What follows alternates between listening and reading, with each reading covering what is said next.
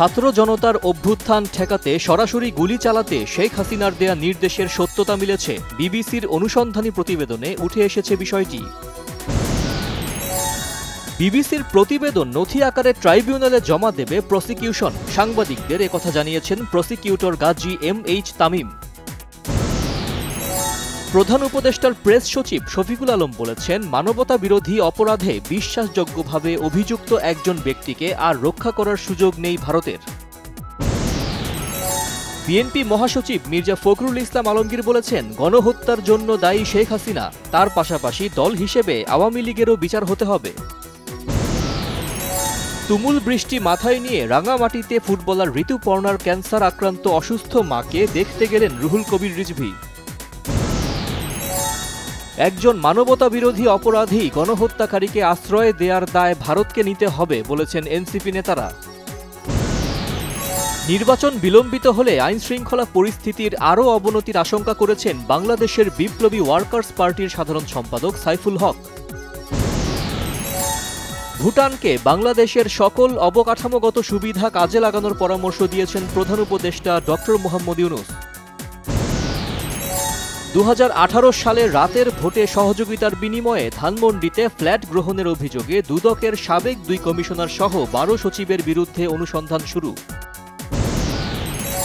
3.5 বছরের আইনি লড়াই শেষে চাকরি ফিরে পাচ্ছেন দুদকের আলোচিত কর্মকর্তা মোহাম্মদ শরীফ উদ্দিন।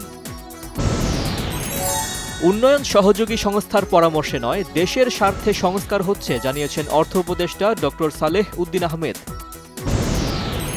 চীনের রাষ্ট্রদূত ইয়াও ওয়েন বলেছেন, যুক্তরাষ্ট্রের আরোপ করা অতিরিক্ত শুল্কের প্রভাব মোকাবেলায় বাংলাদেশকে সহযোগিতা করবে চীন।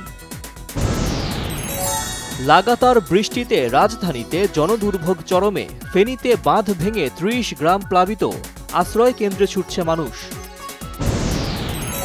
পাবনার সুজানগরে বিএনপির 2 পক্ষে সংঘর্ষে উপজেলা শাখার সদস্য সচিব শেখ আব্দুর রউফ গুলিবিদ্ধ হয়েছেন।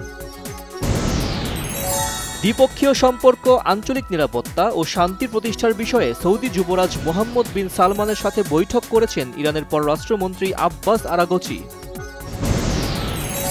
গাজায় যুদ্ধবিরতি কার্যকরে ইসরায়েলি প্রধানমন্ত্রী নেতানিয়াহু ও মার্কিন প্রেসিডেন্ট ট্রাম্পের 2য় দফা বৈঠক।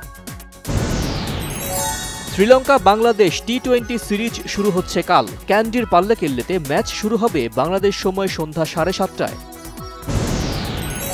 ফিফা ক্লাব বিশ্বকাপের ফাইনালে চেলসির প্রতিপক্ষ পিএসজি নাকি রিয়াল মাদ্রিদ, মীমাংসা হবে আজ।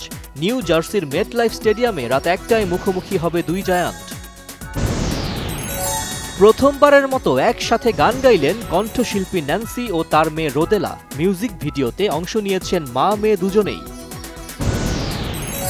বিশ্বজুড়ে ভক্ত দর্শকদের অপেক্ষার অবসান ঘটিয়ে অবশেষে 11 জুলাই মুক্তি পাচ্ছে নতুন সুপারম্যান সিনেমা।